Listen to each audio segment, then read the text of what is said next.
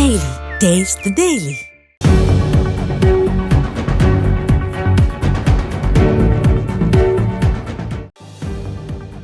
புதிய கல்விக் கொள்கை பற்றி பலருக்கு விழிப்புணர்வும் பெரிதாக புரிதலும் இல்லை. தென்மண்டல துணைவேந்தர்கள் மாநாட்டில் ஆளுநர் ஆர்.என். ரவி பேச்சு.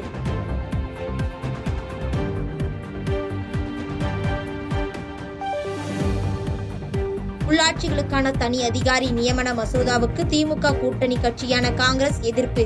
அதிமுக, பாமக உள்ளிட்ட கட்சிகள் எதிர்ப்பை தெரிவித்தன.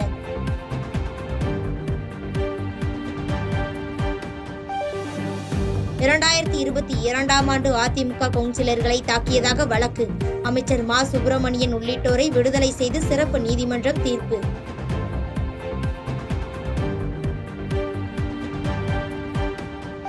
பொங்கல் தொகுப்போடு 2000 ரூபாய் வழங்க உத்தரவிடக் கோரி பாஜக வழக்கறிஞர் சென்னை உயர்நீதிமன்றத்தில் மனு. அவசர வழக்காக விசாரிக்க வேண்டும் என்ற கோரிக்கையை நிராகரித்தார் தலைமை நீதிபதி ஸ்ரீராம்.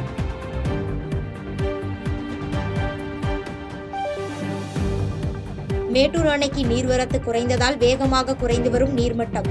பாசனத்திற்காக தண்ணீர் வெளியேற்றப்படுவதால் 1 அடி குறைந்தது. வட மாநிலங்களில் பனிமூட்டத்தால் தொடரும் சாலை விபத்துகள்.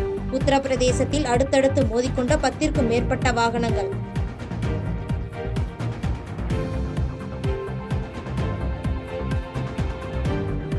அசாமின் நிலக்கரி சுரங்கத்தில் சிக்கித் தவிக்கும் தொழிலாளர்களை மீட்கும் முயற்சிகள் தீவிரம். சுரங்கத்தில் இருக்கும் தண்ணீரை வெளியேற்றும் பணி மும்முரம்.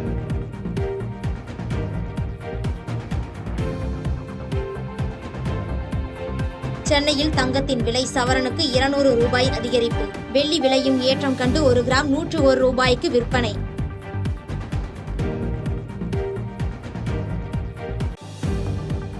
பெண்களுக்கு துன்பம் விளைவித்தலை தடை செய்கிற சட்டத்திருத்த மசோதாவை பேரவையில் தாக்கல் செய்து முதலமைச்சர் மு.க. ஸ்டாலின் உரை. அதிகபட்சமாக ஆயுட்காலம் வரை கடுங்காவல் சிறை விதிக்கும் மசோதா தாக்கல்.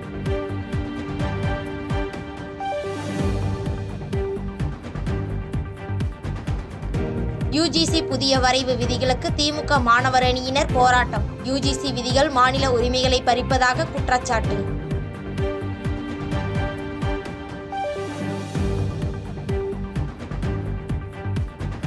தமிழகத்தின் பல்வேறு காவல் நிலையங்களில் சீமான் மீது 60க்கும் மேற்பட்ட வழக்குகள் பதிவு. பெரியார் பற்றி தவறாக பேசியதாக புகார்கள் குவிந்த நிலையில் போலீசார்கள் நடவடிக்கை.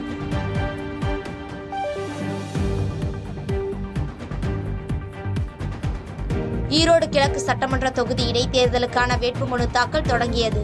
இன்று முதல் 17ஆம் தேதி வரை மனுக்களை தாக்கல் செய்யலாம்.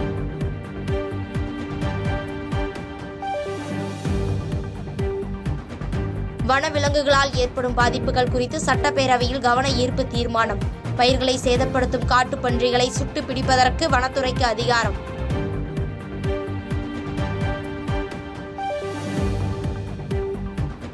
பரந்தூர் விமான நிலையத்திற்கு எதிர்ப்பு தெரிவித்து போராட்டத்தில் ஈடுபட முயன்ற ஏகனாபுரம் மக்கள் கைது.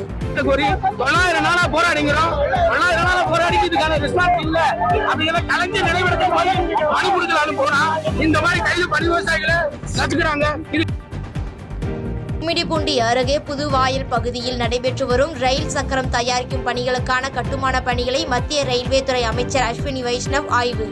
அடுத்த ஆண்டு மார்ச் மாதம் பயன்பாட்டுக்கு வரும் எனவும் தகவல்.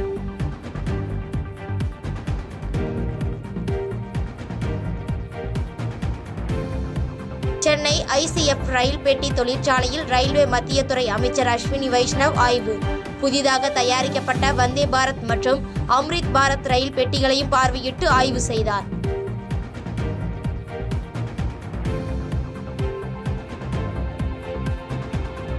ரயில்வே திட்டங்களுக்கு நிலம் கையகப்படுத்தும் நடவடிக்கையில் தமிழக அரசு ஒத்துழைப்பு கொடுத்தால் ஏராளமான திட்டங்கள் கொண்டுவரப்படும்.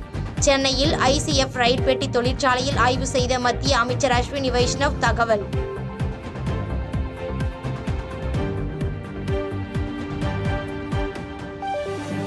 பொங்கல் பண்டிகையை முன்னிட்டு களை கட்டிய ஓமலூர் பெருமாள் கோவில் சிறப்பு மாட்டுச்சந்தை. சுமார் 11 கோடி ரூபாய் அளவிற்கு கால்நடைகள் விற்றதாக வியாபாரிகள் மகிழ்ச்சி.